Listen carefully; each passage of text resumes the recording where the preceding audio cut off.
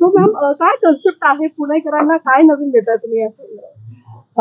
आपण पहिल्यांदा तर तुम्ही बघितलं असेल की पुलं उद्यान म्हणून आपण ज्यावेळेस ह्या सगळ्या जे अख्खे जो प्लॉट होता त्याला एक पुलंच्या कॉन्सेप्टने आपण पहिलं सगळं तयार करायला घेतलं. आणि पुलंच्या असल्यामुळं की कलाकारांना एक व्यासपीठ देणं हे पहिल्यांदा डोक्यामध्ये होतं. की कलाकारांनी, माझ्या डोक्यात अशी एक कल्पना होती की कलाकारांनी इथं यावं, त्यांनी त्यांचं लाईव्ह कला दाखवावी. जर पॉटरी असेल, स्कल्पचर असेल, पेंटिंग्स असेल, गाणारे असतील, नृत्य करणारे असतील, आपल्याकडे खूप कथक, भरतनाट्यम खूप पुण्यामध्ये, म्हणजे पुणे हे कलेचं माहेरघर आहे आणि त्यांना कुठेतरी व्यासपीठ एकत्रित मिळालं पाहिजे.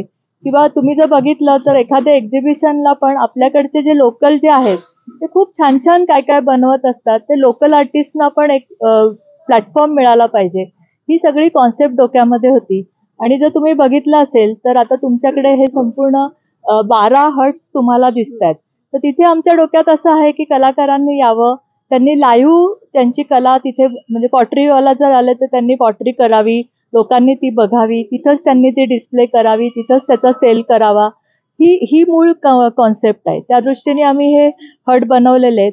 आणि पुलंचं आम्ही एक पुलंचं म्युझियम किंवा पुलंची गॅलरी असं पण आम्ही इथे करतो की इथे पुलंचं साहित्य, ऑडिओ, त्यांचे व्हिडिओ जर लोकांनी इथे येऊन ऐकले तर पुलं समजायला पण मदत होईल. आणि आपण ह्याला पुलंचं नाव का दिलं हेही लोकांच्या लक्षात येईल. नवीन पिढी आहे ज्यांना माहिती नाहीये की आपल्या पुण्यात आणि इव्हन रुरल एरियामध्ये कितीतरी कलाकार असे आहेत, अननोन आहेत.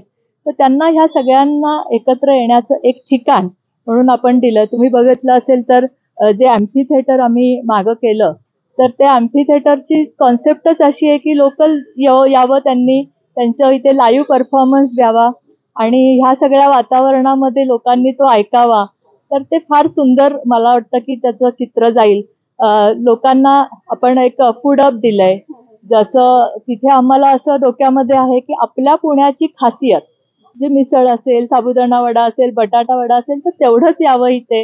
लोकांनी तिथे जर आपल्या हातशेवया असतील त्या खरेदी कराव्यात, अशी एक ती फूड कोर्टची कॉन्सेप्ट आहे. म्हणजे पुणेरी फुलं थोडक्यात. तर हे सगळ्या कॉन्सेप्ट अशा ह्या डोक्यात होत्या. आणि हे जेव्हा आता तयार होतंय सगळं, तुम्ही इव्हन पार्किंग पण बघितलं तर एवढं ब्युटिफुल पार्किंग तुम्हाला कुठे दिसणार नाही. तर ह्या प्रशस्त पार्किंग, तर ह्या सगळ्या ज्या कॉन्सेप्ट तयार होत आहेत आणि ह्या मूर्त स्वरूपामध्ये हे यायला लागल्यात. मी तर म्हणेल की महानगरपालिका असेल, थोडा राज्याचा फंड, महानगरपालिकेचा फंड आणि मुळामध्ये केळकर साहेबांसारखे जेव्हा अधिकारी इथे जातीने लक्ष घालून ते इम्प्लिमेंट करतात, तर त्यामुळं हे स्वरूप दिसू शकतं. आणि ती कॉन्सेप्ट सगळ्यांनी समजून घेऊन अधिकाऱ्यांनी पण ती मूर्त स्वरूपात आणण्यासाठी मला खूप सारी मदत केली आहे. माझ्या इथले नगरसेवक सगळे ह्या भागाचे, मी म्हणेन की म्हणजे आता इथे आनंद रेठे आहेत, अनिता आहे, विनयाजी आमच्या समोरच राहतात, त्याच्यानंतर श्रीकांत आहे, ज्योती, सगळे जण सुद्धा ह्या कॉन्सेप्टवर ह्या लोकांनी पण खूप लक्ष देऊन मला मदत करणं, फॉलोअप करणं. आमचे दिवेकर अध्यक्ष आहेत. तर माझ्या मते एक प्रोजेक्ट असा होत नाही, त्याच्यासाठी सगळ्यांचं सहकार्य लागतं. आणि मला सांगायला अजून एक अभिमान आहे की केळकरांना माहिती आहे की जेव्हा आम्ही हा प्रोजेक्ट सुरू केला आणि खूप काही त्याच्यामध्ये, आणि मीन टाईम माझीच मुलगी जेव्हा कॉर्पोरेशनच्या पॅनेलवर आर्किटेक्ट म्हणून आली, तर मी म्हणलं की आपण तिला हा प्रोजेक्ट जर करायला दिला तर आपण पहिल्यांदा बघू.